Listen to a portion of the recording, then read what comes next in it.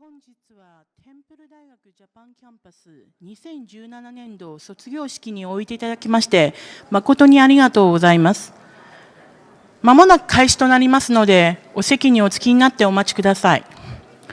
音楽が始まりますと、まず本学の総長、プロボスト、学長、理事、そして在日米国大使館からのご来賓が入場し、壇上に上がります。その後、教授、大学学部課程の準学士、学士、法学修士、MBA、教育学修士、そして教育学博士の卒業生が続きます。盛大な拍手をもってお迎えください。卒業式の模様は本学ウェブサイトよりライブ中継、または式後にオンデマンドのビデオでご覧いただけます。ぜひ本日ご来場いただけなかったご家族、ご友人にお知らせください。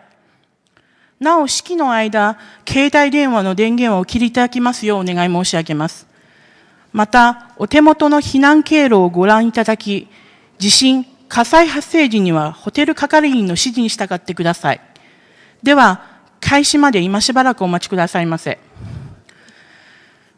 May I please have your attention? The Temple University Japan Campus Commencement 2017 will begin soon. Please be seated and make sure to turn off your cell phones. Since we are all in an unfamiliar location, we'd like you to check the evacuation map included with your program. Please follow instructions given by the hotel staff when any emergency occurs. The procession will begin with the president, provost, dean, honor guest, and faculty member followed by associate of arts degree candidates, Bachelor of Arts, Bachelor of Science degree candidates, and graduate degree candidates. We are broadcasting the graduation ceremony live online. On-demand viewing will be available on the TUJ website after the ceremony. Please pass this information to graduates' family and friends who are not able to attend the ceremony today. Thank you.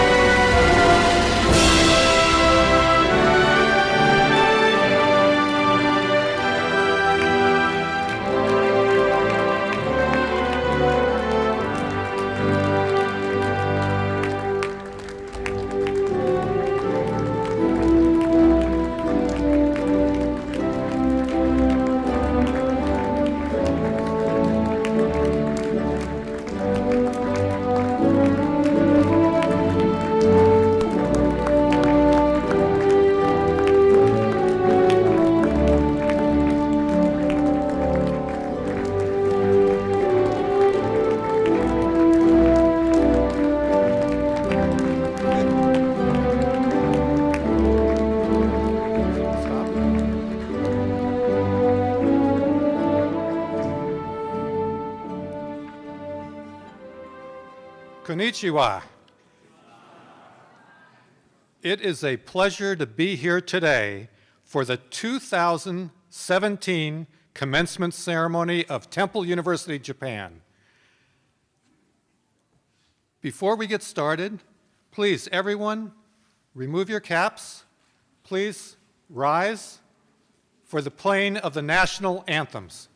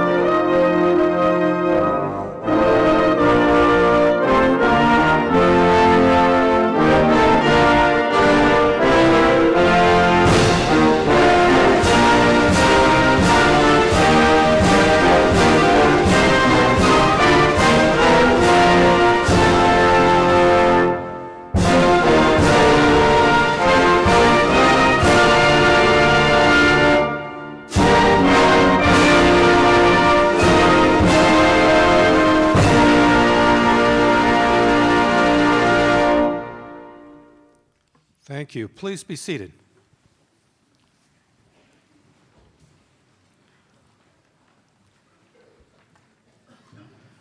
Class of 2017, congratulations.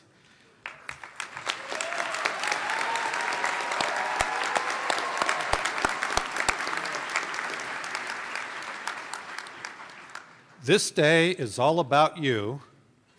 We are going to celebrate you.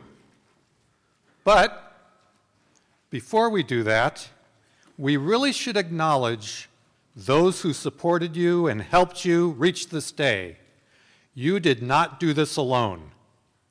First, your outstanding faculty members. Temple faculty are the best there is. They're dedicated teachers, they're expert scholars, and they're devoted to serving the needs of society. With the faculty members here today, please stand up so we can applaud you and applaud your commitment and your excellence. Faculty members, please rise.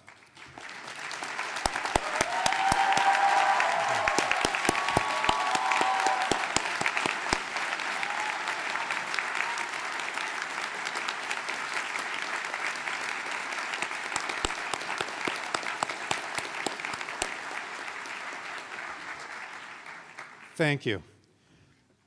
Our faculty really are the best.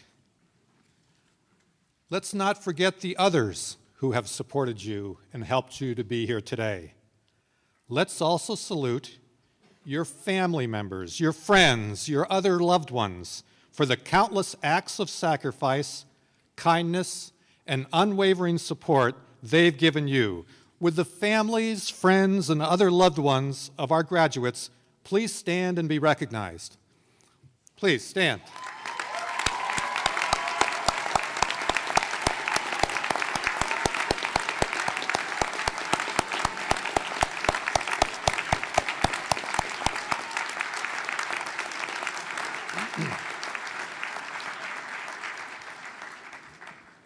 Thank you, and thank you for all you've done to support Temple University Japan.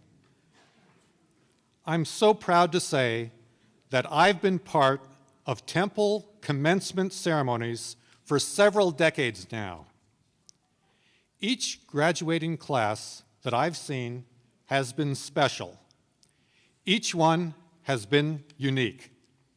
Class of 2017, you are truly one of a kind. You're graduating at a historic time. This is the 35th anniversary of the founding of Temple University Japan. Over the past 35 years, this campus has evolved to make certain that we offer you a quality education, the best anywhere on any continent. Now, TUJ is graduating a tremendous group of students. Class of 2017, you come from many different places, and you will go off in many different directions after today. But whatever you call home, and whatever you do after this, you will be united by your Temple experience. Allow me to talk about a personal anecdote. Some 30 years ago, I was in a meeting with the president, then President Leokoris, president of Temple University, and he asked a group of students from our Tyler School of Art and a faculty member from our Tyler School of Art to come into a meeting. He asked them to present the university with ideas for a logo about Temple University. The students were very creative. They came in with a number of different designs. All of them were innovative. After much discussion, one logo was chosen as the best. That final design was the Temple T that you see today. The Temple T, made by our students and made by our students working closely with a faculty member. The Temple T was truly, truly Temple made. Every time I see it now, I swell with pride. Whenever I see the Temple T, I think of people, I think of students, I think of faculty. Whenever I see the Temple T, I see boldness, I see grit, I see creativity, I see innovation, I see service to society. Most of all, I see you, the students who are the reason for why Temple Japan is still going strong after 35 years. Class of 2017, I know that you will go on to great things, but wherever you go around the world, remember, you are united by the symbol of the Temple T. Let it remind you that you are part of a special community that will be there no matter what path you choose. For starting today, you will be forever a graduate of Temple University. Thank you. Congratulations. We love you.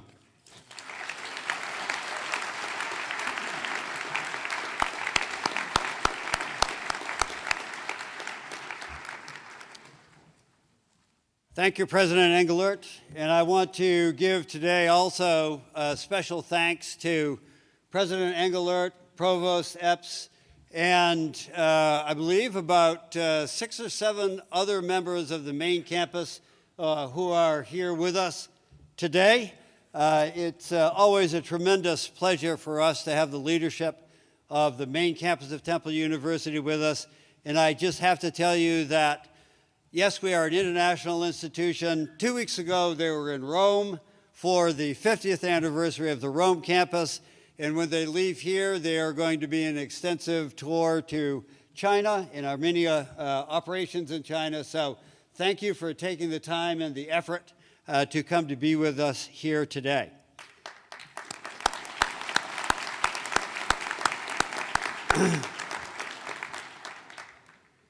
As the President said, and as we all say, today is your day. Today is the day for you to take this opportunity to think about your achievements, how you got here. Also, this is our day. Our day is Temple University. This is actually the 130th commencement of Temple University, the continuation of the 130th commencement of Temple University, which started in Philadelphia on May 11th. Today, here in Tokyo, we add 277 outstanding graduates to the total body of those graduating from Temple University's largest graduating class ever. So to help us all get in the Temple University graduation spirit, here's a brief video with highlights from the main campus graduation ceremony.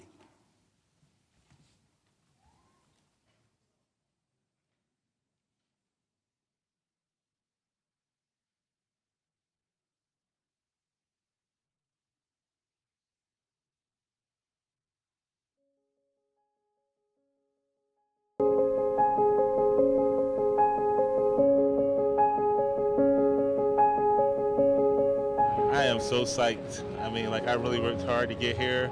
It's just kind of like surreal that it's actually here right now. So I'm really psyched. I can't believe 4 years, like just like that. If you blink, it's over. So if I could tell anybody, just take every single second in, like as much as you can, because there's a moment where you're like, oh my God, it's really over. Like we really did it. So congrats to everybody and good luck with everything.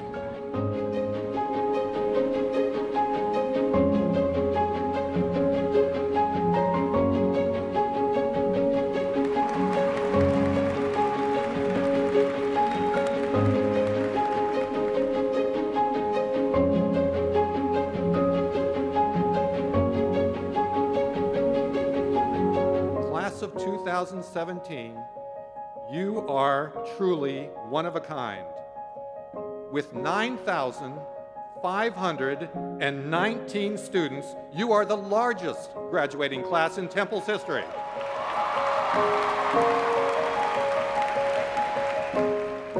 Our graduates have won Super Bowls, Oscars, and Grammys. They've served as staff in the White House, and they've been inducted into the Rock and Roll Hall of Fame. As you become Temple graduates, I know you will add to this legacy in your own way. No matter where you come from and no matter where you're headed, I hope you will always, always remember your time here at Temple. And remember that you pushed through. You figured out what was between you and graduation, and you got it done. Let me take a moment to salute our wonderful faculty. It is your hard work, graduates, that brought you here, but it is with their guidance. So as we send you forth into the world to find your place, if I could offer you one message of encouragement, it would be this: keep part of North Broad Street in your heart. Go forth and conquer the world. As you go out into the world with your Temple degree and all that you have learned while here, don't count the days, make the days count. Through it all, we have grown to love and cherish our home away from home on North Broad Street. Temple accepted us for who we are, not in spite of our differences, but because of them. Temple has always known that what makes us different from one another is our greatest strength. And looking out now, I can see living proof of that. By the power vested in me on behalf of the Board of Trustees, I confer upon Estelle B. Richmond the degree of Honorary Doctor of Laws, honoris causa. Congratulations.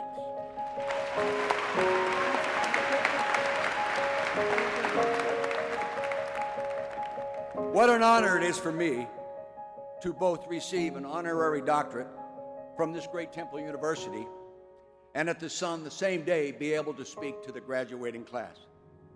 Today is a precious day for all of you, and you will find out as you move through life Your life's most precious moments encompass a very small percentage of your lifetime. So enjoy, appreciate, and be thankful for all the people that helped you get here today. Today, you become the most recent chapter that is the incredible and ongoing story of the Temple University alumni. With your degrees, you join an unbelievably small percentage of people who have the talents and the formal education to truly change the world. All I can say to you is don't waste that chance. Do not just go out there and get a job. Take charge and change the world. That is the call that comes with being a graduate of Temple University, and you are going to find plenty of alumni out there to help you make it happen. Let us remember this feeling. Let us remember where we came from and keep Temple in our heart wherever we are in the world.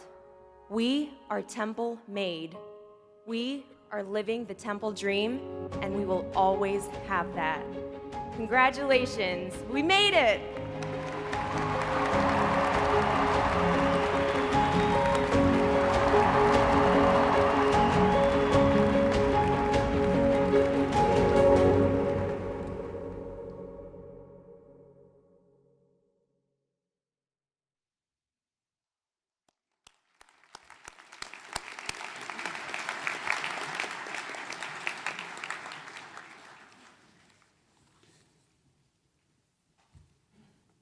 Now for a salute to the students.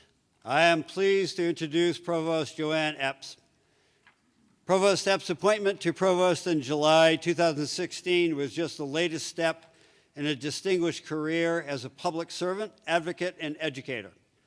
After receiving her law degree from Yale University, Provost Epps served as Deputy City Attorney for the City of Los Angeles and Assistant U.S. Attorney in Philadelphia.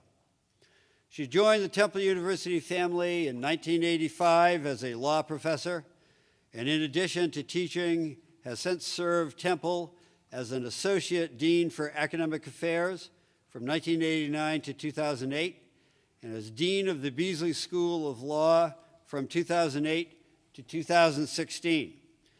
No matter her position at Temple, Provost Epps has remained a passionate advocate, scholar, and educator. Please welcome Provost Joanne Epps. Joanne?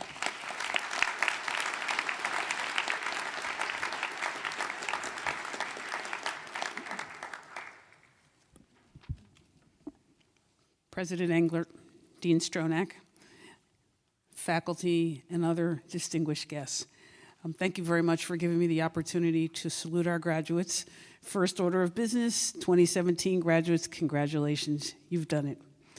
This is really a wonderful occasion. And being here today is a testament to your intelligence, your initiative, and your dedication. Over the course of your studies, you've worked hard. Some of you have overcome adversity, and I know that none of you took the easy route. You should be as proud of yourselves as I am of you. As you heard, I am the provost of Temple University, a position that I hold with great humility and honor. But for most of my professional life, I've been a teacher. So when I see a gathering of students like this, I can't help but fall back into my teaching mode. So class of 2017, get ready. This is your final lecture. And yes, there will be a quiz at the end. I have 3 points for you today, so here we go. First, leave yourself open to opportunity. When I was sitting in an undergraduate ceremony like you are now, I had no idea what a provost was or what a provost did. And now I hold the position of provost. And even though there are many days when I wonder what a provost is supposed to do, I can tell you this, that every day I am honored to represent the entire academic world of a truly remarkable school. So leaving yourself open to opportunity can be scary at times, but it can lead to amazing opportunities and tremendous rewards. So lesson number 1, leave yourself open to opportunity. Lesson number 2, don't be afraid to make mistakes. Let me tell you something you might know, but you might need reminding of. Every single person in this room has made mistakes. Some small, some big, even provosts. Making mistakes means you're taking risks, and that is good, because always playing it safe will not make the kind of change that we need in order to set this world right. So take risks. Dance like nobody's watching. So to recap so far, keep yourself open to opportunity, and don't be afraid to make mistakes. And here's my final lesson. Become a generous listener. Leading a happy life depends on creating connections with others. To do this, we need to communicate with each other. But too often, we fail to listen, to really listen to what people are saying. How can you become a generous listener? Don't judge. Be quiet. Allow the other person the time they need to speak. Stop worrying about your next sentence or your next question or why your perspective is actually so much better than theirs. Just listen. Generous listening is one of the most powerful tools you'll ever use to create real, meaningful communication and understanding. So now we move to the study session before the quiz. Are you ready? Number 1, leave yourself open to opportunity. Number 2, don't be afraid to make mistakes. Number 3, be a generous listener. Upon reflection, I can tell that you're already well on your way towards learning these lessons. And so by the power vested in me as provost, I hereby cancel the quiz. Class of 2017, there is an amazing world waiting for you out there. Go, explore, and challenge it. Change the world for the better. I have no doubt that you can do it. Thank you so much and congratulations.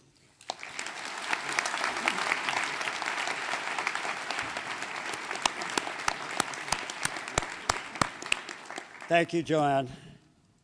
I would now like to call TUJ's Chief Academic Officer, Alistair Howard, to come forward to introduce this year's Undergraduate Teacher of the Year. Alex?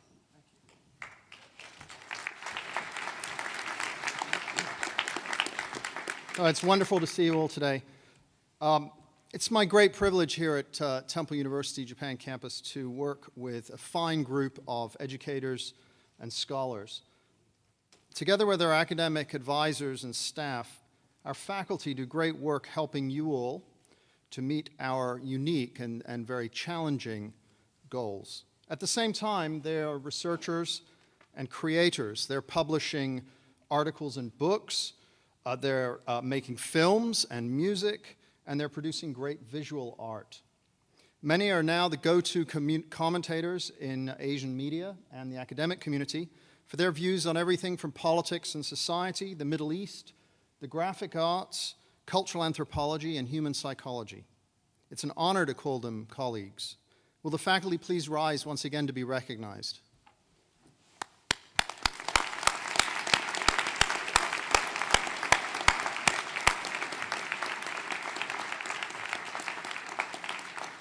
Thank you. So for the 17th time this year, we are presenting again the Undergraduate Teacher of the Year Award. The recipient of this year's award has been selected by the students who were polled as to who should be designated Undergraduate Teacher of the Year. Students were polled in each term of the academic year, with the votes being cumulatively counted across the entire year. In addition to a certificate, the Teacher of the Year Award includes a cash prize of 100,000 yen. I'm really happy to say that the very deserving recipient of this year's award is Yuka Matsuhashi.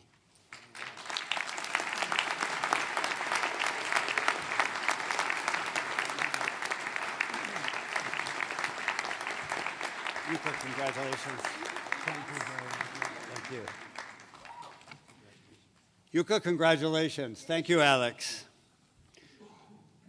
I would now like to call upon some of our outstanding graduates to represent their peers in the graduating class of 2017. First, I am pleased to introduce Daniel James Hart. Today, Mr. Hart is graduating summa cum laude with a BA in Economics, a BS in International Studies, and a certificate in Global Economy. That's a lot. While a student, he served as a research assistant to the late Professor Lippert. They worked together to identify small, successful Japanese IT companies called Hidden Champions. Last week, Daniel was hired as an associate at Morgan Stanley in Tokyo, where he will work in the Enterprise Infrastructure Division, and I'm sure as a graduate use some of that Morgan Stanley money to give back to TUJ. Daniel.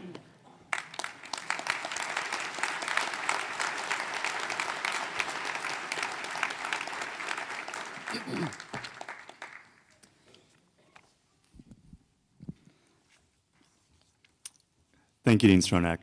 And thanks to the faculty and staff and distinguished guests, and of course, our friends and family who came here from all over the world to celebrate this special day with us. We couldn't have done it without your support. Now, congratulations to everyone who is graduating today. When I recall the new student orientation back in the summer of 2014, the memory that stands out the most is the advice given by Associate Dean Kato in her closing remarks when she said, and I'm paraphrasing, "Study hard, have fun, and don't go to Roppongi." Well, 2 out of 3 isn't bad. We definitely studied hard, and we certainly had fun during our time at TUJ. What impressed me most about the study habits of TUJ students was how expertly we could leverage technology to complete difficult group projects that required intense collaboration. It was astonishing how rapidly the students in these study groups created shared workspaces in the cloud to collect and analyze data, and these are students, right? Online chat groups were also set up to discuss ideas and clarify concepts in real time. Remarkably, this constantly connected cloud-based collaboration platform did not exist only 10 years ago, but it felt completely natural and second nature to us. Few of us even realized what a paradigm shift this represented. Yet technology only complemented the traditional way of studying. It didn't replace it. The old school face-to-face method of learning with people, books, papers, and pens was still alive and well at TUJ. The student lounges and designated study rooms were always humming with activity during school hours.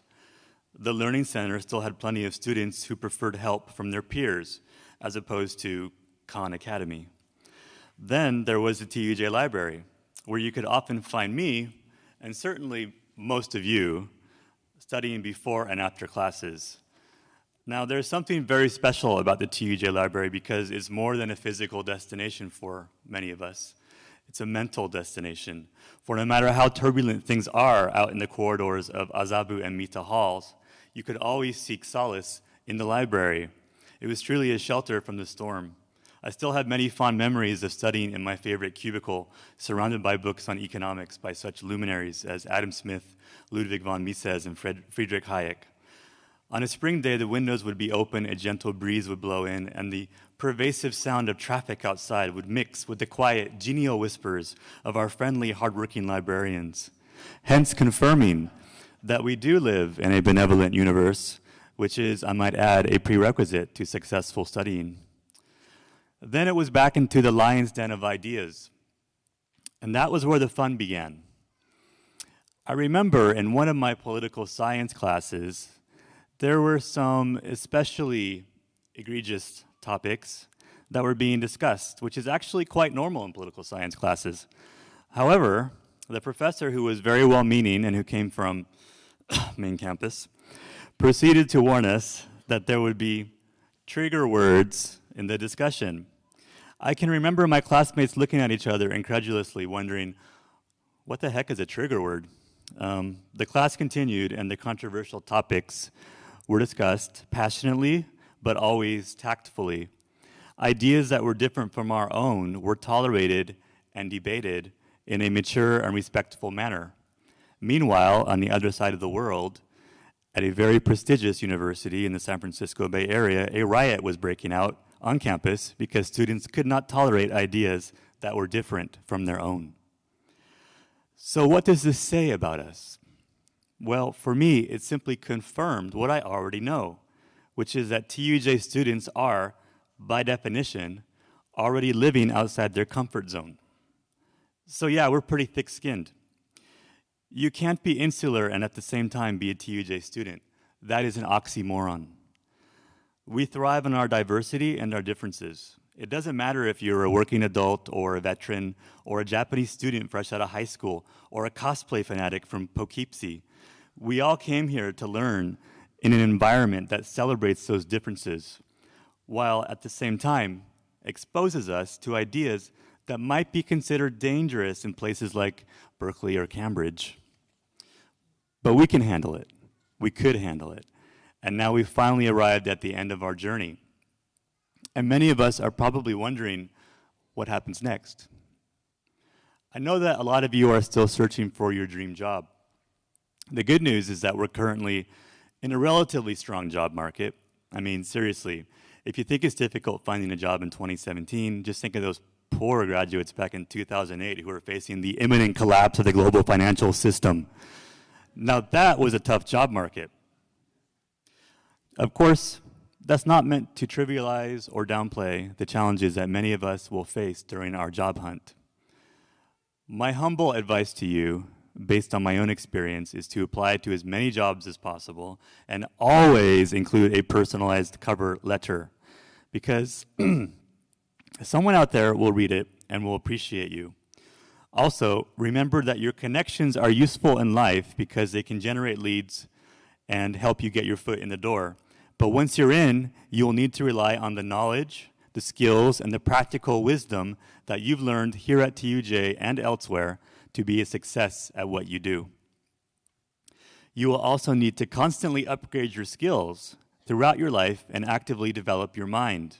Because if you don't, you will be replaced by a robot or some kind of artificial intelligence that we can't even fathom right now. But trust me, these things are right around the corner. So take them seriously and please be well prepared.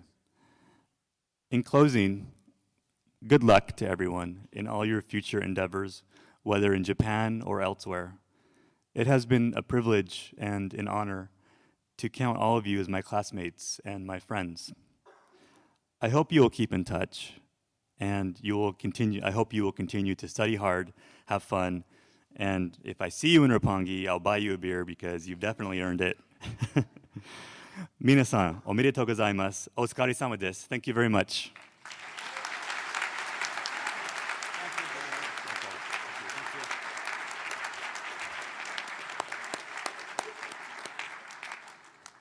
And now representing our graduate students, our second speaker today is Ms. Megumi Yen.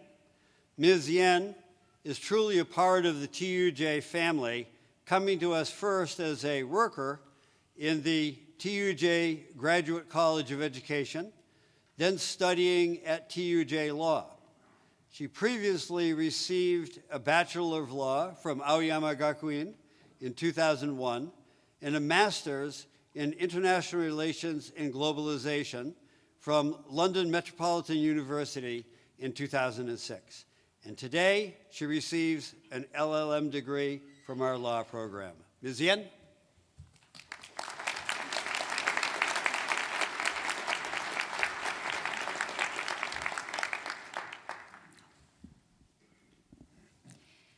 Thank you, the Dean Stronach, for the kind introduction. Good afternoon to TUJ faculty, staff, graduating students, and their family and friends. I'm honored to stand here to offer my graduation to the entire class of 2017. I'm receiving an LLM degree from Temple University Beasley School of Law with 25 of my fellow classmates. Although this is my third degree, I see the LLM degree as the most honorable diploma I've ever received. I'll always remember the steps I took and the people I met through the program who have turned me into the person I want to be. I've acquired not only a knowledge of American law, but also, and more importantly, confidence in myself. In 2010, the first time I attended the American law class through TUJ Continuing Education, I was working for a Japanese IT company. My job entailed me reviewing English language contracts every day. Although I aimed just to understand the basic of American law for my job. The more I took American law class at the continuing education, the more I discovered American laws were very fascinating and fun. So much so, I decided to leave the IT company to apply for the LM program. However, I actually didn't have enough courage to fill out an application form for a while. Why not? To be honest, I did not want to be judged by people if I said, I want to be an American lawyer. I feared someone might say that I would not be good enough. But when I started working for Graduate College of Education, and I watched bright, open-minded, and talented students coming from every corner of the world to reach goals and dreams, I came to realize that I was denying myself the opportunity to do what I really wanted to do, like you guys. Those TUJ students were my inspiration and showed me that I was being my harshest critic and stopped myself from achieving more. Finally, it was 2014 that I submitted the LM application. Despite the difficulties to study American law, especially in my second language, English, the last 3 years have been nothing but precious. Without my fellow classmates, I would not have been as enthusiastic about studying at law school. I learned from all of you the meaning of hard work, tenacity, and how to overcome challenges. You offered me help when I was completely lost in the contract law class, struggling to understand the concept of offer and acceptance.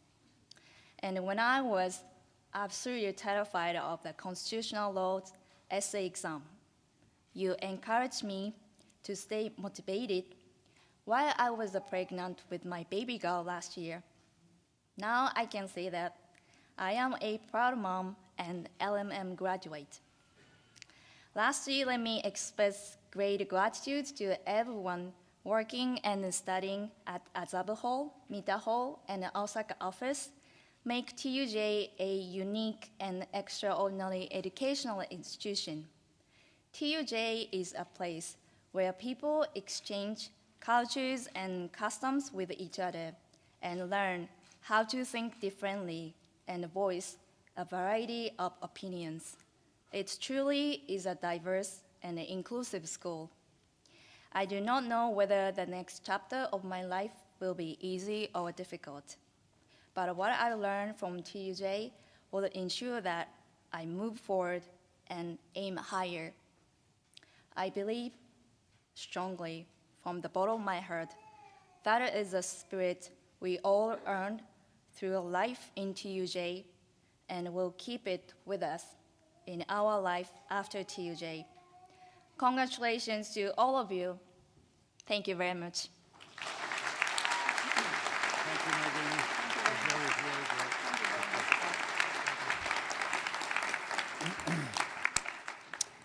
Thank you, Megumi.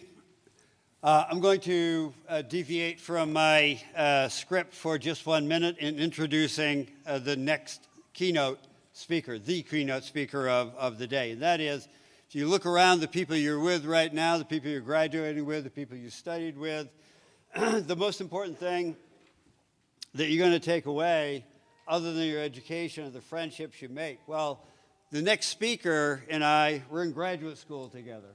And here we are today, friends.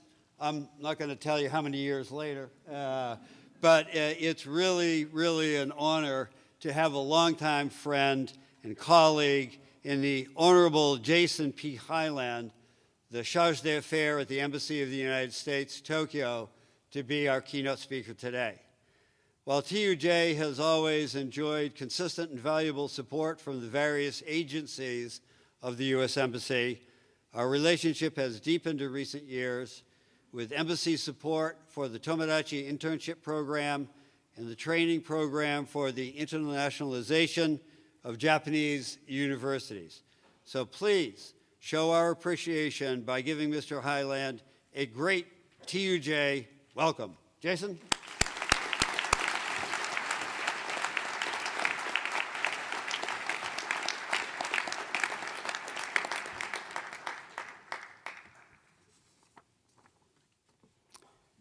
President Englert, Dean Stronach, distinguished faculty, family members, and Temple University Japan class of 2017. First, I would like to express my condolences for those who suffered in the attacks in London that occurred just hours ago. My heart goes out to them. Today, it is a great honor to speak to you. Congratulations. It is also a pleasure to be here with Dean Stronach. We were classmates at the Fletcher School of Law and Diplomacy, and as he said, we've been friends since that time, and I have followed his impressive career as a pioneer in higher education in Japan. Graduates, I commend you for choosing this exceptional American education in Japan. Some of you may have made meticulous plans for the next 10 years or more of your life. Others may not be thinking much more than what you are going to do this summer. When I was in my senior year at the University of California, Berkeley, I had no plans for what I would do after graduating. As far as I can remember, I was not particularly concerned either. However, on a routine visit to my Japanese professor in January, he suggested I go to the Inter-University Center for Japanese Language Studies, which we then called the Stanford Center. What I would have done if I had not gone there, I truly have no idea. This was not the first time that a thoughtful teacher saved me. The fact that I chose to study Japanese was a mystery in itself. I decided if I'm going to study a foreign language, it might as well be a hard language. What are hard languages? Japanese, Chinese? Perhaps you're beginning to appreciate the careful research I did before making what turned out to be the best and most important career decision of my life. I chose Japanese even though I had had no connection with Japan up until that point. But when I walked into the Japanese classroom and heard this beautiful language for the first time, it changed my life. I still remember that moment. And I can trace the academic and career choices I've made since then, all from this one decision. And I would not have had it any other way. Having studied Japanese for a year, I then decided I better go to this place called Japan. So I quit school and came here for a year teaching English to support myself. Years later, someone asked me, "Why didn't you do study abroad?" Good question. After I graduated, I then thought, what do people do next after studying Japanese? I decided it was to study international relations. After that, I thought, what do people do who have studied international relations?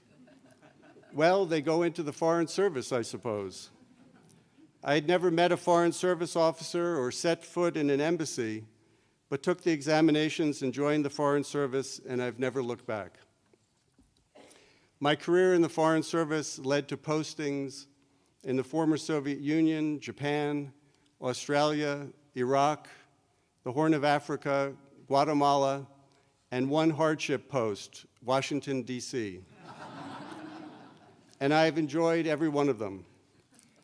I suspect there are some parents in the audience thinking, great, this guy is telling my kid to just do whatever comes into his or her mind. Well, I certainly do not know what is best for you. I can only relate the path that has taken me to this point, this day, being here with you. For others, maybe most of you, okay, all of you, more careful planning for each step is the only way to go. I do believe there's a mysterious alchemy by which we humans find our passions. There was a bestseller years ago by Frank Conroy called Body and Soul, which is a novel about a musical prodigy who grew up in very poor circumstances in New York, in a home completely without music. As a small boy, he wanders for no particular reason into a music store and goes over to a piano and begins randomly hitting the keys. And so, with help from another teacher, is born his life as a musician. I love this passage because for me the real question is, how did this little boy feel that attraction to music that made him walk into that shop that day? I think we can often sense where our passion is even before we have formally engaged with it. I imagine a chess prodigy living in a remote village will somehow see a chessboard and something will tell her that this is her calling. And in fact, there is a woman from Africa who had exactly that story. When asked for advice, I always give the disclaimer that only you know what is best for you, and I can never know what matters most to you.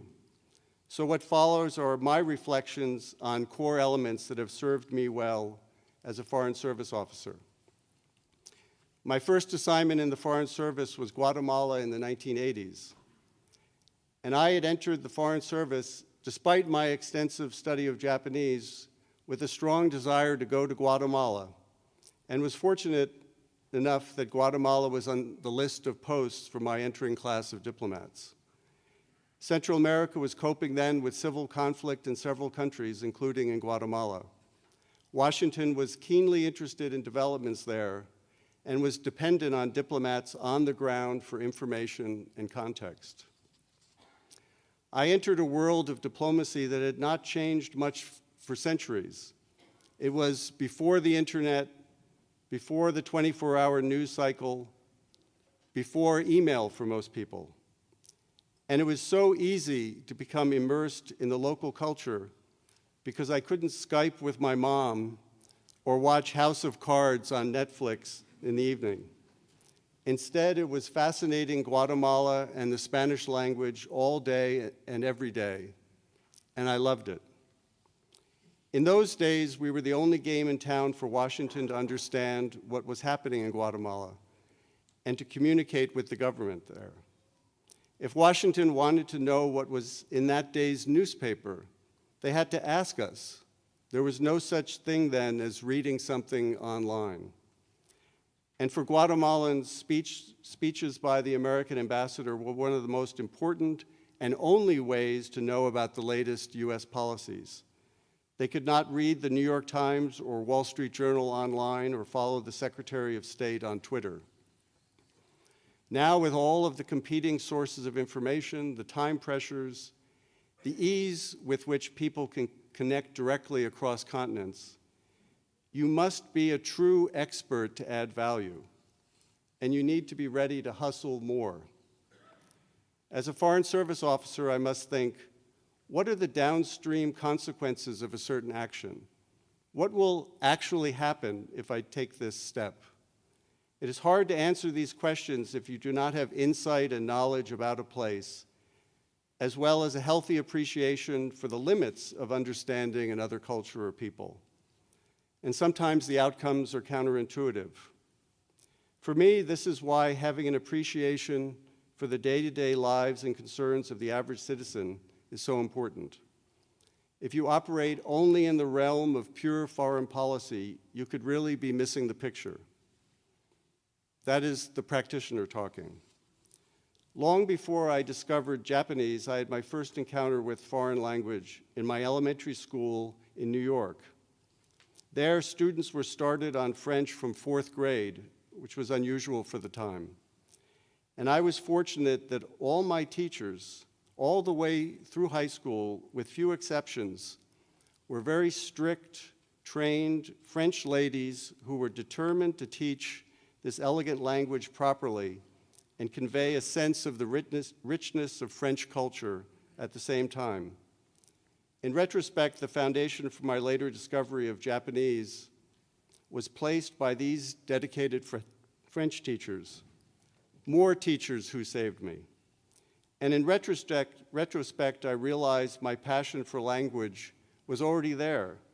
I just didn't see it at the time. My love of language and its centrality in understanding foreign places have not changed. With Ukrainian, one of my teachers said that there were 200,000 folk songs that had been written down over the centuries. How could one presume to understand Ukraine without exploring that poetry? And so I did. And Azerbaijani is a Turkic language, but with huge contributions from Persian, Arabic, and Russian. The language itself is a guide to the mind of a people shaped at the crossroads of empires. To read and speak Azerbaijani is to walk through the history of the Caucasus, of the nearby Silk Road. And with Japanese, I still get a thrill to read a Japanese novel as it was written, even if it is also available in translation. It's just not the same thing. And I feel privileged to be able to share that experience with Japanese readers. I trust that many of you, by the very fact that you chose an international education, also are passionate about languages. I encourage you to continue your study of foreign language and culture, regardless of the professional field you pursue.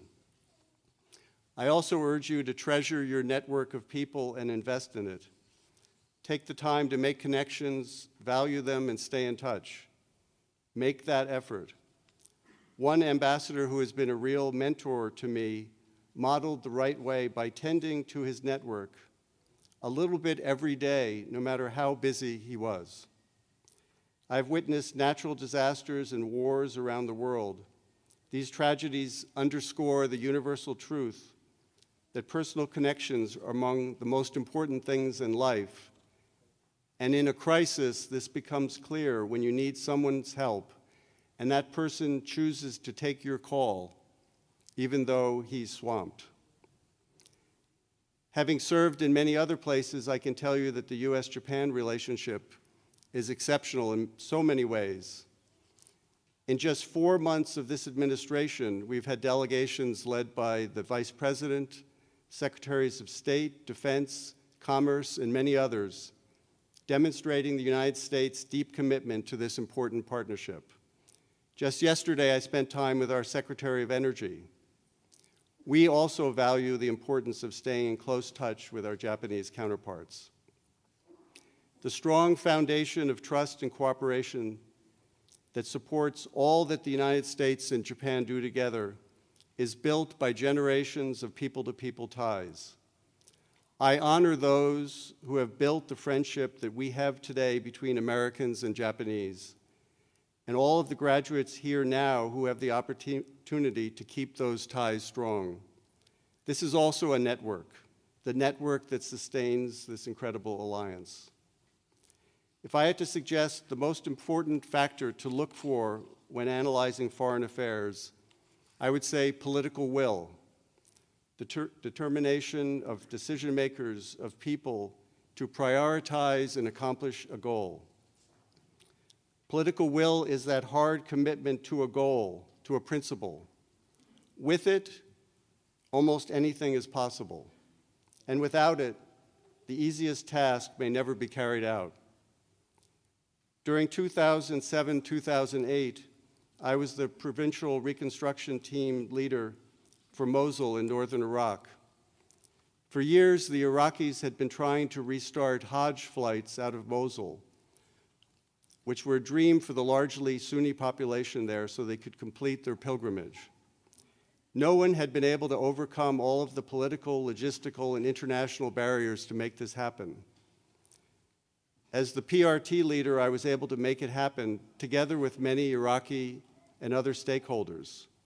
For me, the first and most valuable element was that political will, and that was clearly there in huge quantity. Once I saw there was real political will among the Iraqi community, the rest was organization, facilities, and persuasion.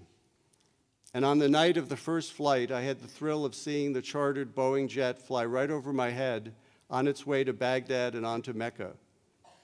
But if the Iraqi community had not had the political will to make this happen, it would not have happened. It was because they really cared. To this audience, I do not need to talk about the change that is most obvious around us, technological change. You live it, accept it, adapt to it. I could learn a lot from you. In a broader sense, though, we need to internalize when we need to change, to be ready to question whether the way we have always done something, the conventional wisdom, is actually working. It's that same question of what works. When something is not working, it is important to take a step back and look at all the factors. I have seen governments with which I am engaging quietly change how they think about an issue. And if we were simply to continue to engage with them in the same way as always, we would miss a big opportunity. Critical thinking, which should be a part of every university education, is that most essential quality, but is not always around in great quantity.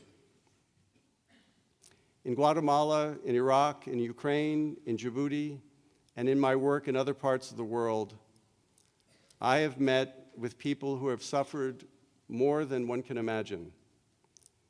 Yet when I talked with them, surprisingly, they were mostly focused on family and on the concerns we all have: love, friendship, precious memories. Those were the things that they would talk about, despite the very dire reality of their lives. I often reflect on that. It is a reminder that no matter what our ambitions are, no matter how deeply we believe that without the success we imagine we will not be happy, time has shown us that our happiness still comes down to the same fundamentals of love, friendship, purpose, and the simple joys of life. With the education you have received at Temple University, you are all set to conquer the world in whatever is your passion. But remember that you can achieve happiness simply by respecting that the qualities of being human have not changed. Thank you very much.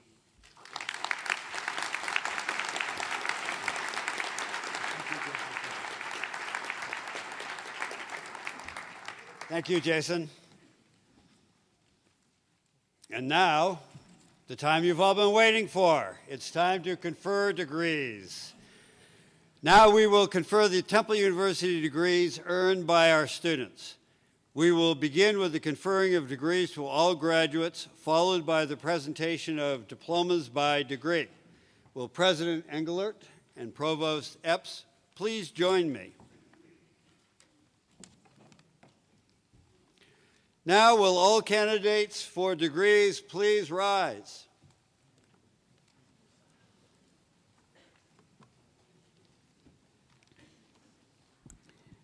President Englert, these candidates have successfully completed all requirements for the degrees for which they stand. By the authority invested in Temple University by the Commonwealth of Pennsylvania, and with the consent of the university's Board of Trustees, I confer upon you the degree you have earned, with all the rights, privileges, responsibilities, and duties pertaining thereto.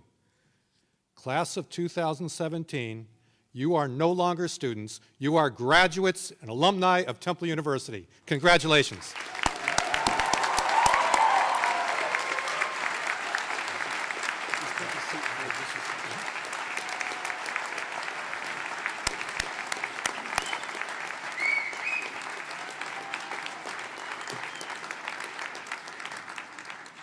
Please be seated. We will now present diplomas by degree. All of our graduates today will be introduced by Assistant Dean for Academic Programs, Jonathan Wu. Woo, woo.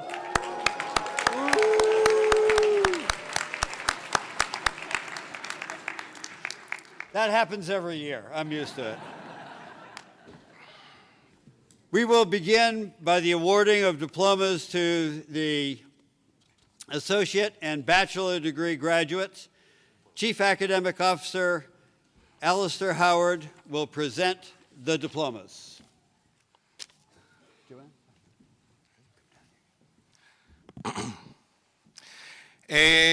Our associates and bachelor's degree graduates, please rise.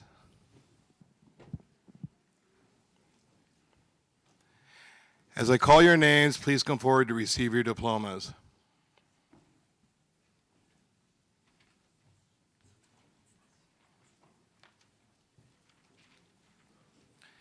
Tina He.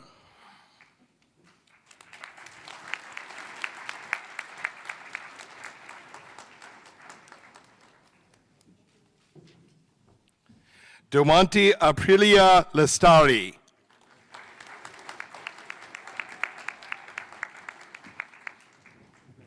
Mika Yamayoshi.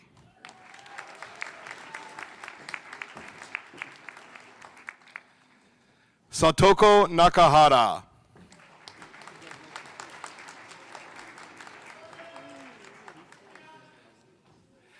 Ayano Kadowaki.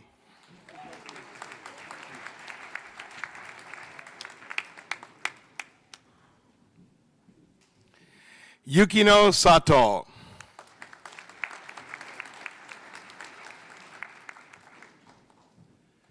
Now we will begin presenting the diplomas to the Bachelor of Arts degree graduates. Daniel James Hart.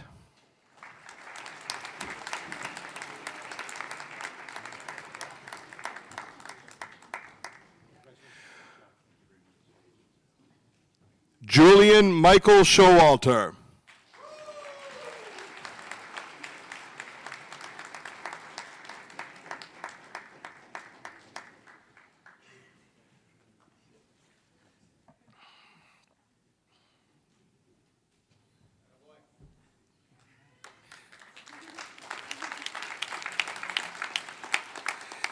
James Roy Peters.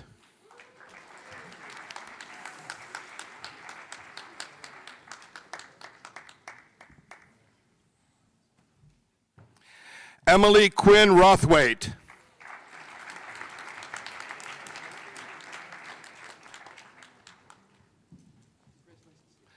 Alana Calais Romualdo.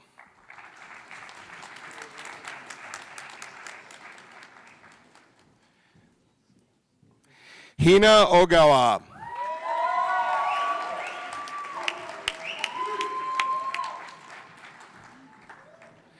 Melody Lee.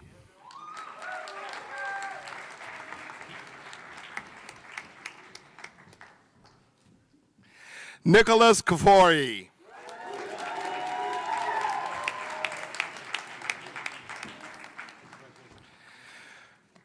Christopher Michael Kelly.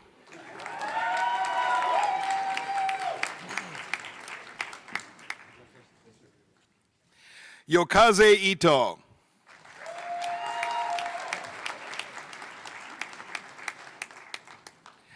Anthony K. James.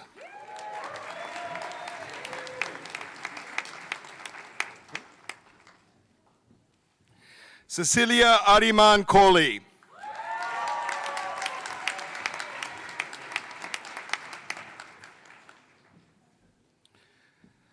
Sierra Malia Vaughn.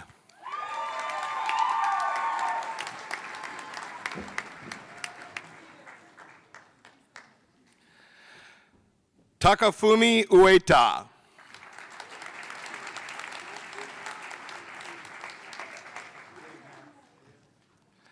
Sandra Eva Marie Carlson.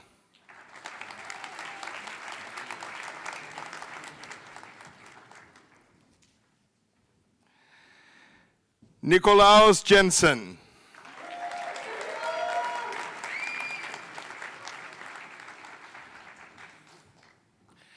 Erica Hirasawa Dreskler.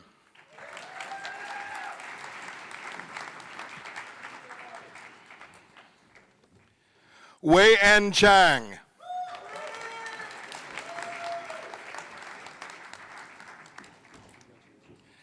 Avery Ann Königshofer.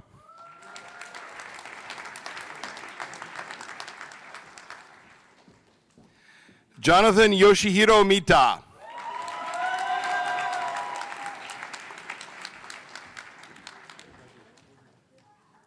Jean-Luc June de Montrichard.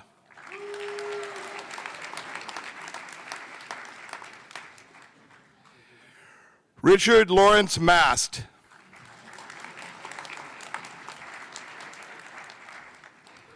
Graduating cum laude, Thomas Allen DeMann.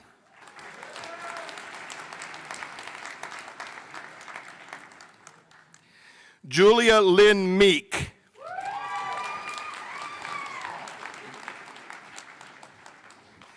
Graduating cum laude, John Mark Hartman.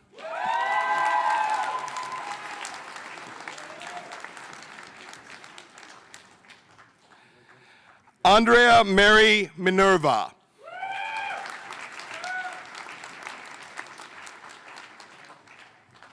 Lance Brandon Abasta.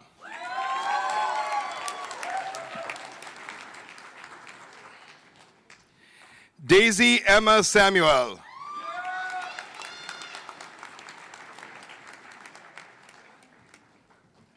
Kayla Natsumi James.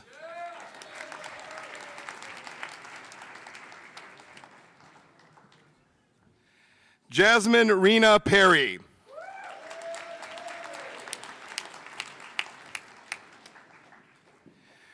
Minsu Kim.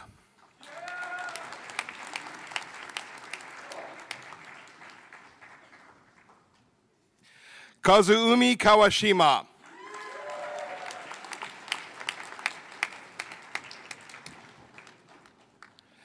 Yuko Kuge.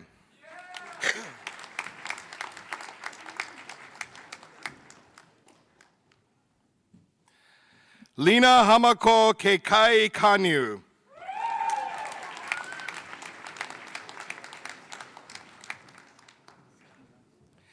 Kiana Kelly Anela Makamai Okuu Puu Vai Chang Yuan.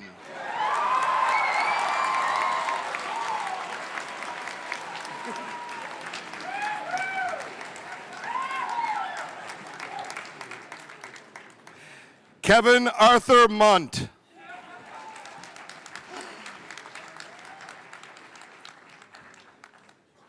Alex Kosaka.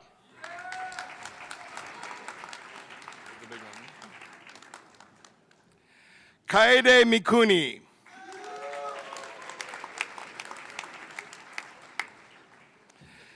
Natsumi Yajima.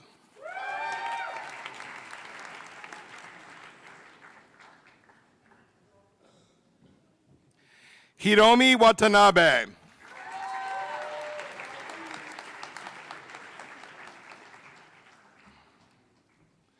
Seiya Kosaki.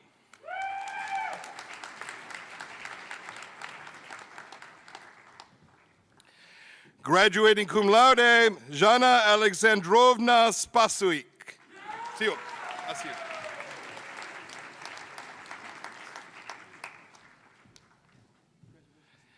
Juri Nonaka.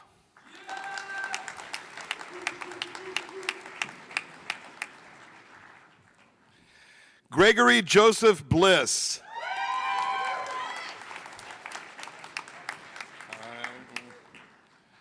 Sunjay Sunish Parakel.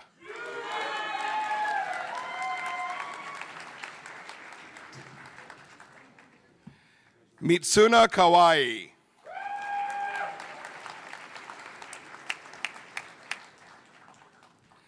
Nana Murakoshi.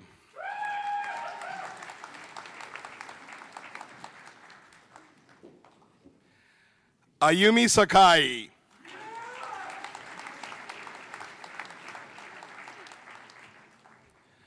Ayami Goto.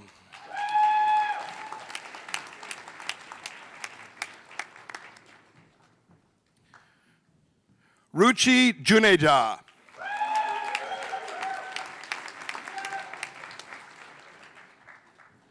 Ryo Togami.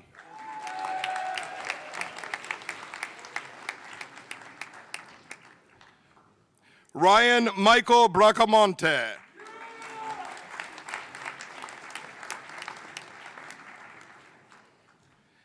Joshua Kurniawan.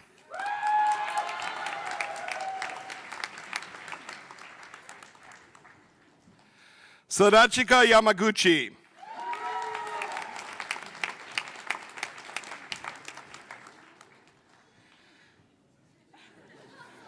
Seth Anson Rodebeck.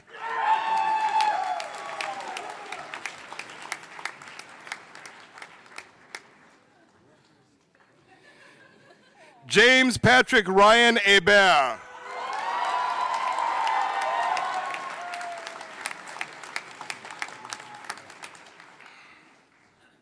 Rodney Meza.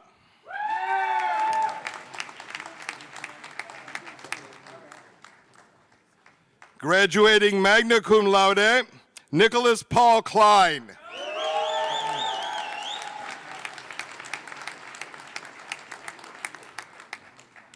Wisdom Mansi.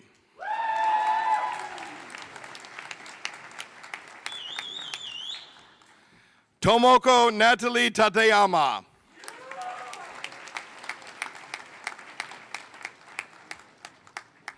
Ayumi Harada.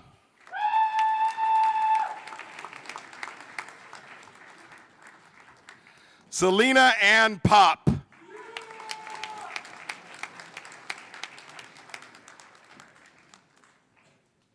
Pew Sin Sin Taunt.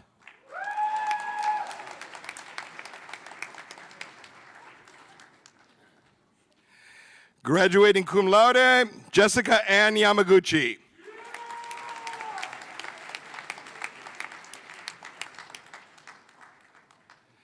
Aba Rosario.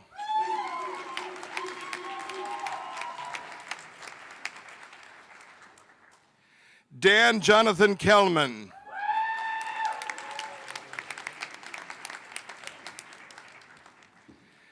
Anthony Michael Fegali.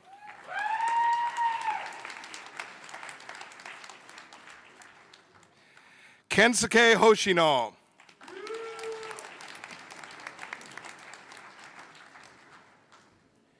Yuki Arizono.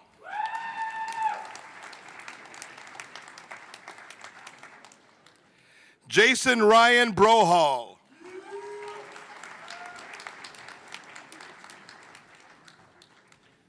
Graduating magna cum laude, Carolee Elizabeth Clark.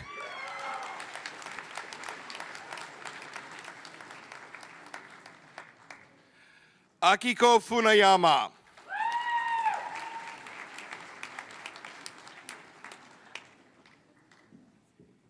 Yumi Fukuzawa.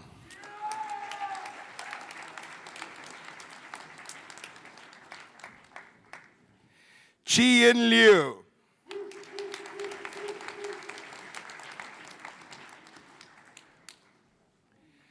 Chinatsu Nakata.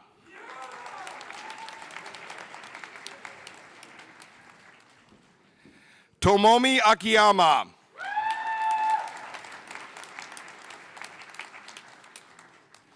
Iori Suzuki.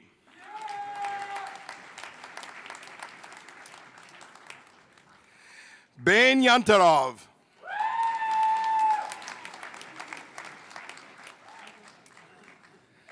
Gabriela Nicole Benefield.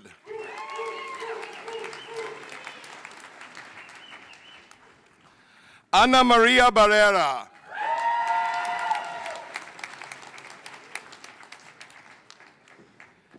Graduating cum laude, Josephine Mariko Mejia.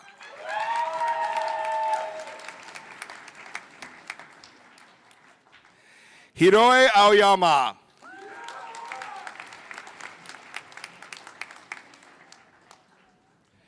Margaret Victoria Salazar.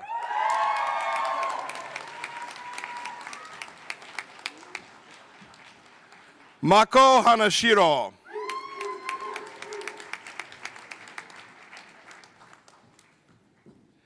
Nadira Adiatri Rahadi.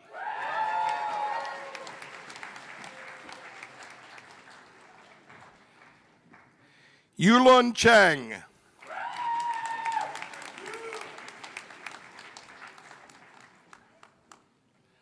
Lysandra R. Mason.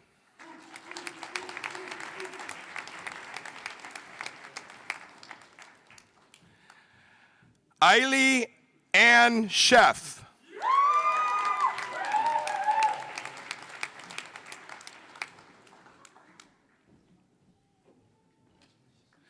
Monica Anna Zubkowitz.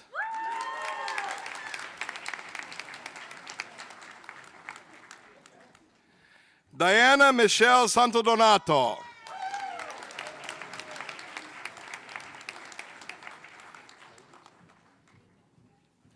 Tatiana Lady Garcia.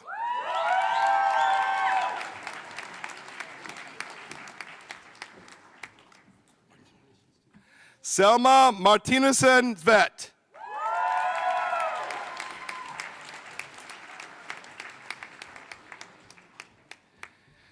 Jeffrey Lee Maziata.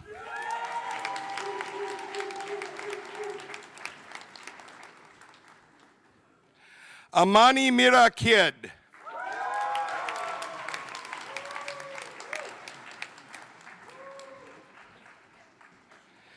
Thais Yukari Maimura.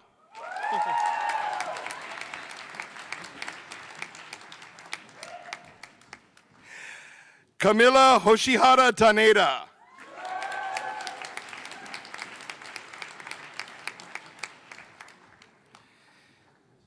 Chiago Chotetsu Seisoko.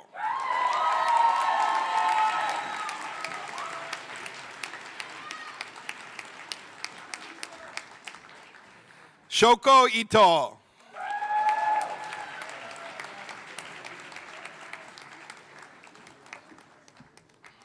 Moe Sakamoto.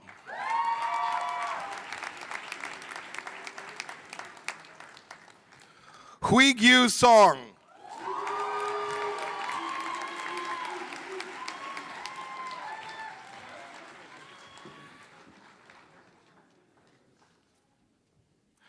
Cassandra Carmen Gramberg.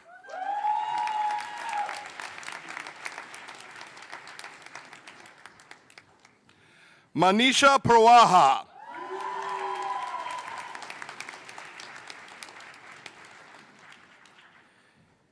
Yuki Iwasaki.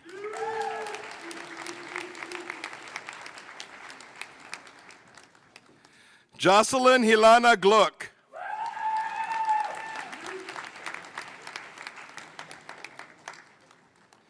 Yui Ebisawa.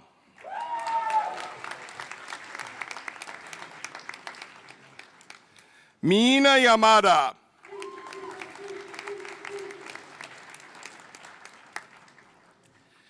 Chika Akashi.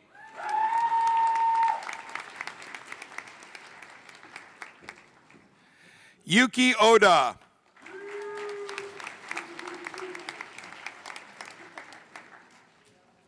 Sure Monique Cook.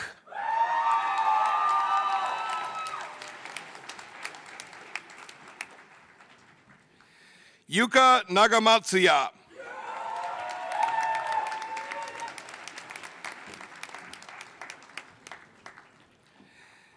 Yuka Sato.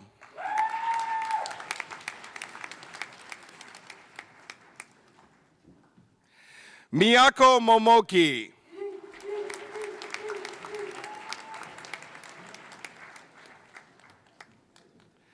Van Ha Nguyen.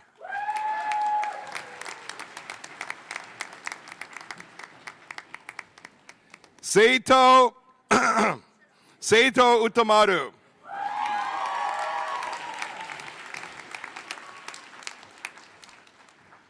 Hitomi Nakamura.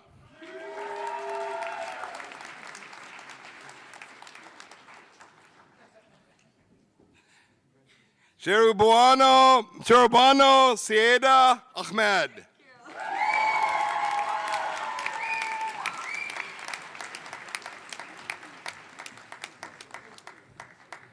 Shui Oshima.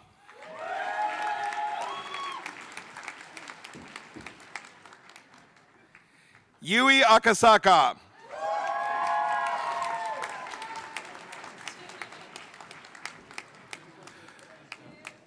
Brooke Esper.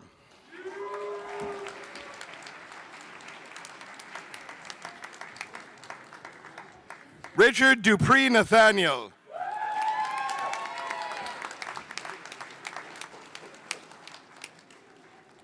Megan Jane Bowles.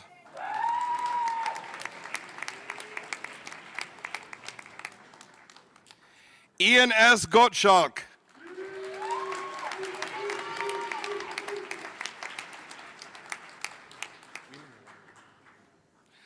Nicholas Stephen Weeman.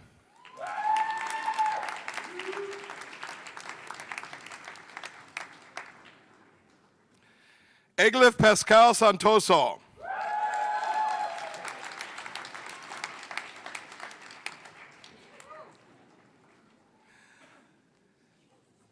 Nohada Ando.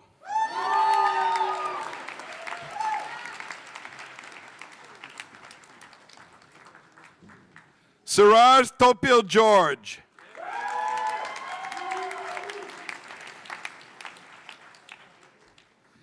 Daryl Ng.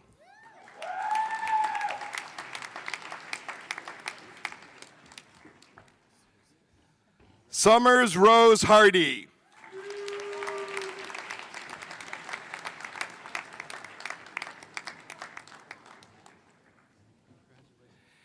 And receiving a Master of Arts in Media Art from the School of Theater, Film, and Media Arts, Ronir Spacely.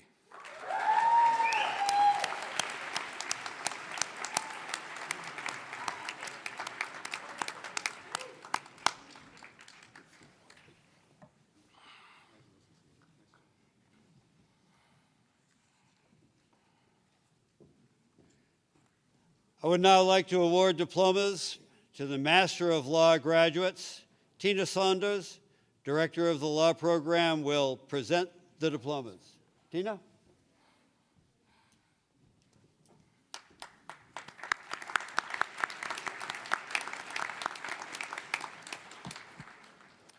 Master of Law graduates, please rise.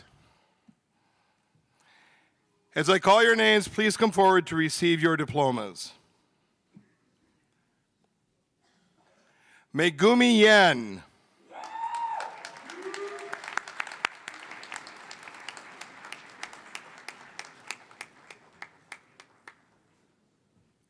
Kanako Maki.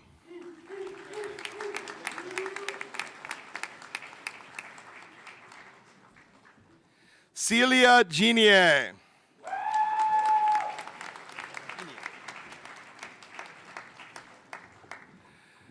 Satoko Tanabe.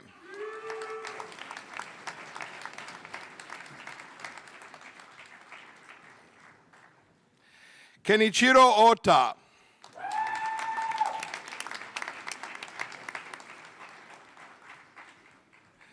Kyoko Miwa.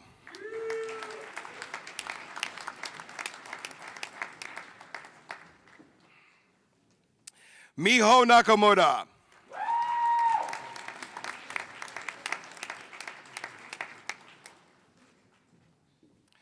Mika Matsunaga.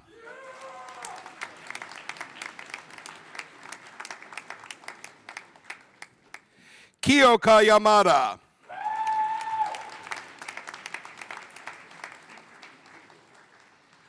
Hanae Mizogiwa.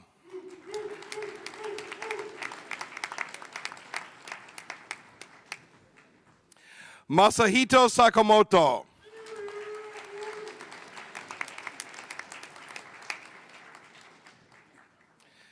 Shogo Takashima. Shogo Takahashi.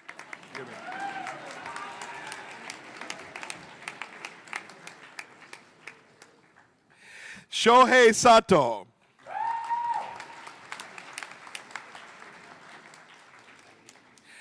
Kotaro Yamada.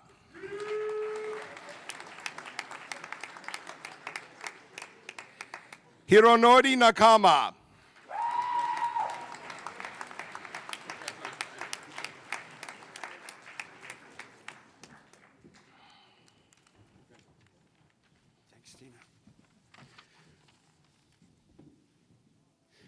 We will now present diplomas to the Master of Business Administration graduates. Miki Amori, Director of the MBA program, will present the diplomas. Miki?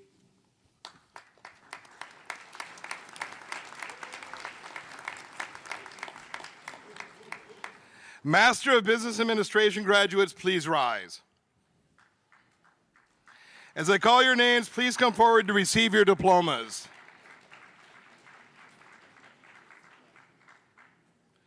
Nadine Gravaz Cresson.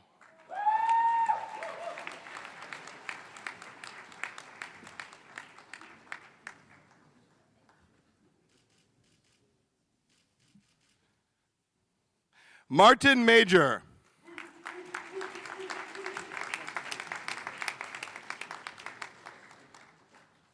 Jeffrey Ohm.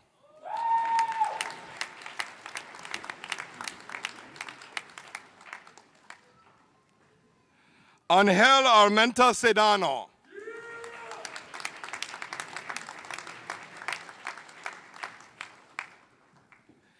Jonathan Gaspar.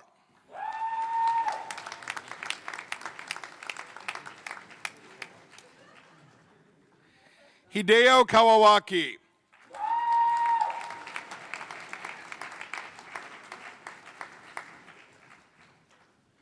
Andy Poen Chang.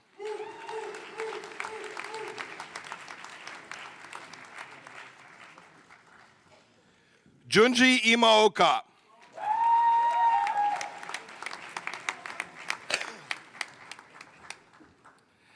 Ikuo Murakami.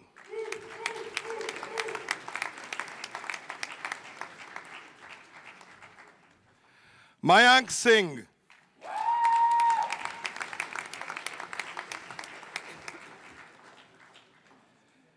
Keiko Kuga.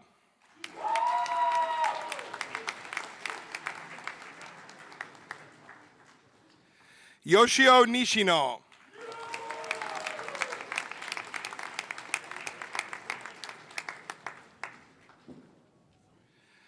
Mika Nomura.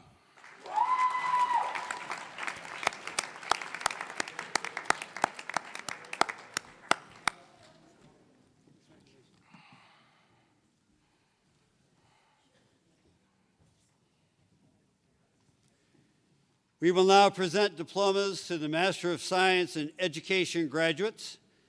David Begler, Academic Coordinator of the Graduate Education Program, will present the diplomas. David?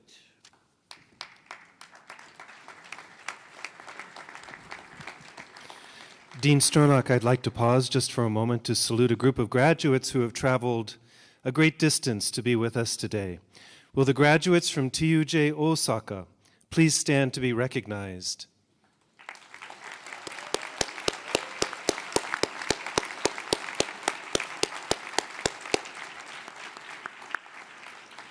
And now, will all the other Master of Science in Education graduates please rise? Jonathan? As I call your names, please come forward to receive your diplomas. Maika Lei Saito.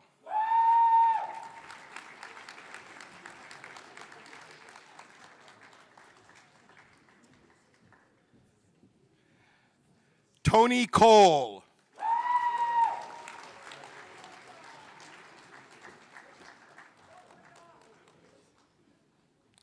Shinya Nagano.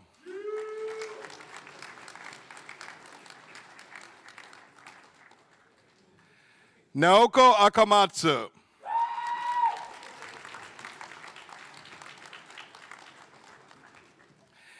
Eiko Ichihara.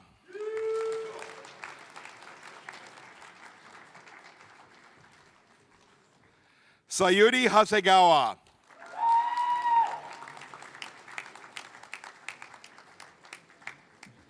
Atsuko Uneki.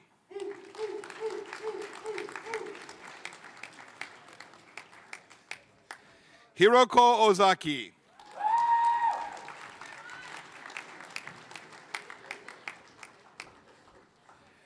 Tokiko Furuyama.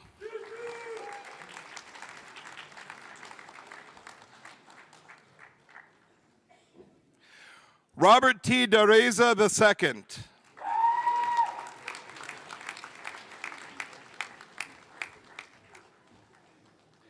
Christopher Michael Ty.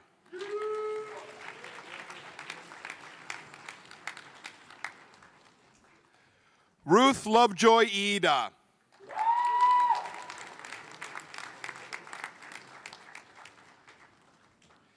Chisa Hara Fujita.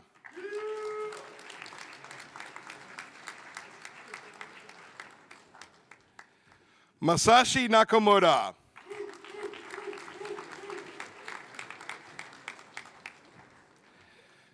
Christopher Thompson Litton.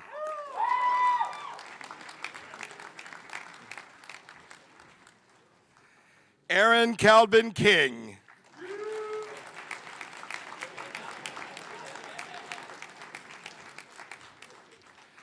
Allie Spencer Patterson.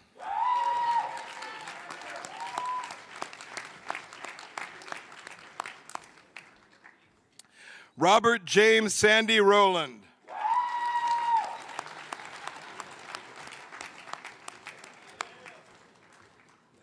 Isra Valentine Wong Sarnpigun.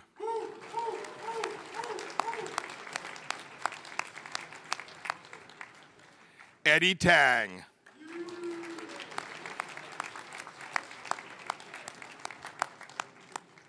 Sachiko Nakamura.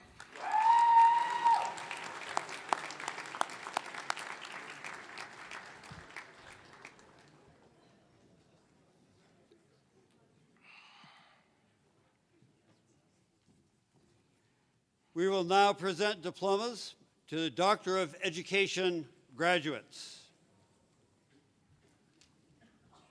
I would like to invite Provost Epps to assist with the presentation of the degrees. Doctor of Education graduates, please rise.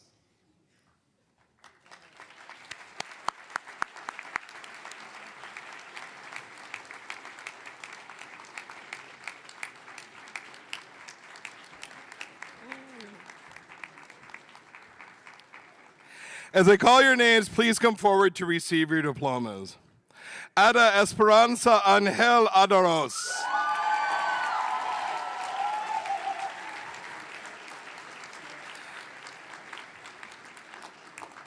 Dr. Angel Adaros' dissertation in language arts is titled The Influence of Self-Regulation, Motivation, Proficiency, and Gender on L2 First-Year Writing Achievement.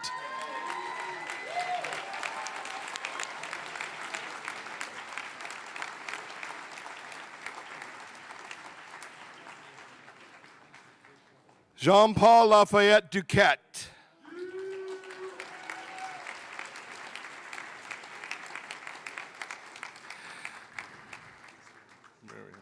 Dr. Duquette's dissertation in language arts is titled Cypress Village Language Learning in Virtual Worlds.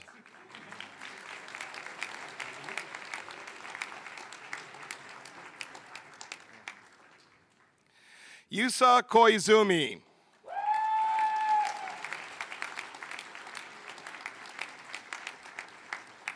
Dr. Koizumi's dissertation in language arts is titled Negotiation of Form by EFL Learners, Effective Task Modality, and L1 Use.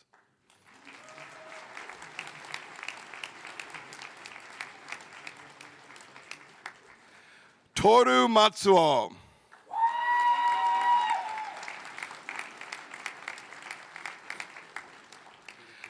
Dr. Matsuo's dissertation in language arts is titled The Roles of Lexical Size, Depth, and Automaticity of Word Recognition on Reading Comprehension.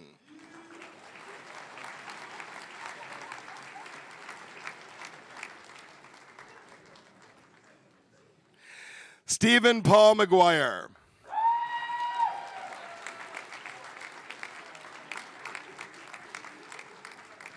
Dr. McGuire's dissertation in language arts is titled Vocabulary Learning Through Cooperatively Structured Art-Based Tasks.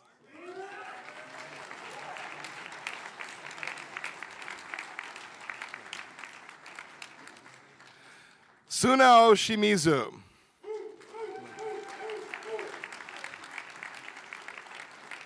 Dr. Shimizu's dissertation in language arts is titled Japanese University Students L2 Communication Frequency in Positive Classroom Climate.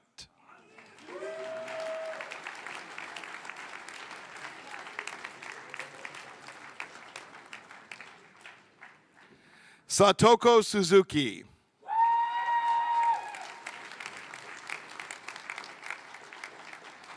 Dr. Suzuki's dissertation in language arts is titled The Effect of Computer-Assisted Oral Reading While Listening on L2 Speaking Fluency.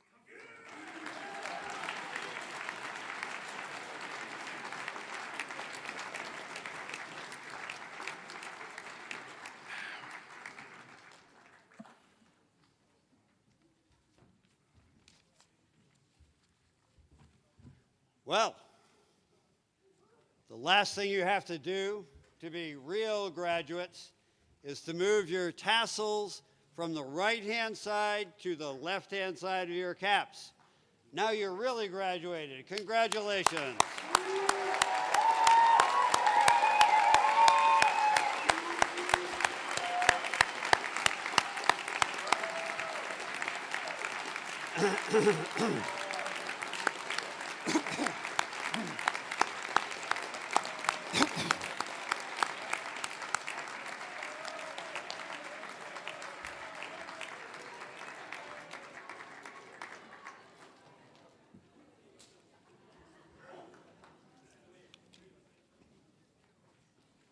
Before closing today's ceremony, I'd like to exercise my prerogative as dean to say a few words.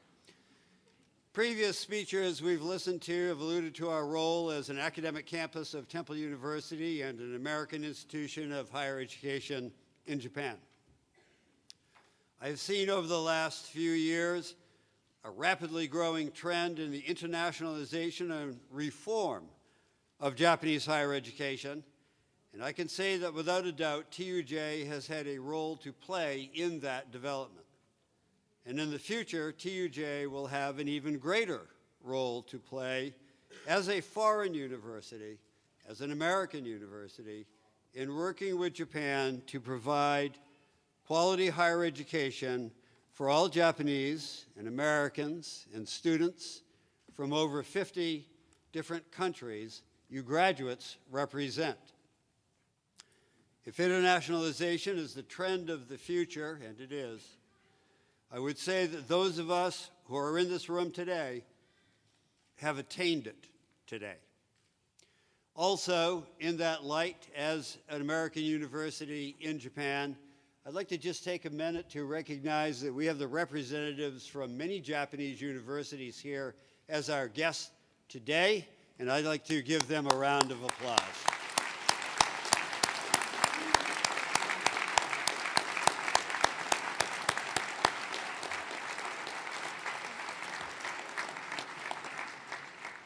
Finally, I would like to acknowledge two groups of individuals who have supported and guided you, our graduates.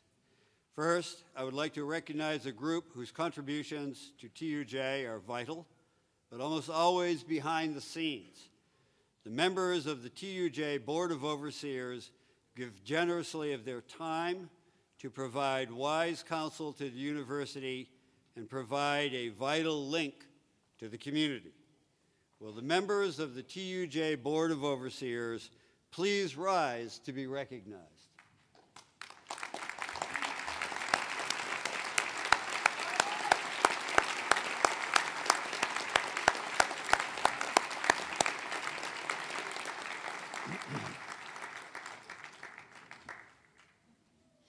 I would also like to take this opportunity to salute and congratulate the family and friends of the graduates who are with us today.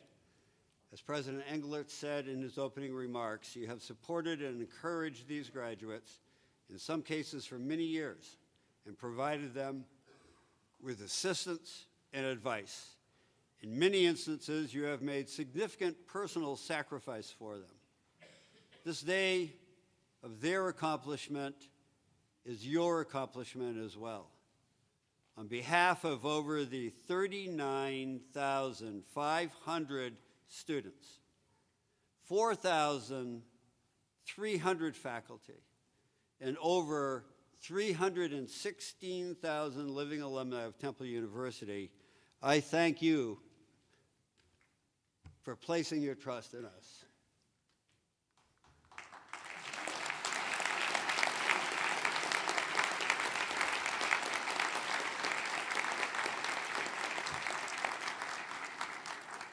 This concludes the commencement exercises at Temple University Japan campus for the year 2017. There will be a reception next door in the Taisetsu room immediately following this ceremony. Now, please, I have an instruction for you. Family and friends of the graduates, please remain in your seats until all graduates have left the room. There will be plenty of time for photographs after the ceremony. The 130th commencement exercise at Temple University is officially adjourned. Thank you for coming today, and please enjoy.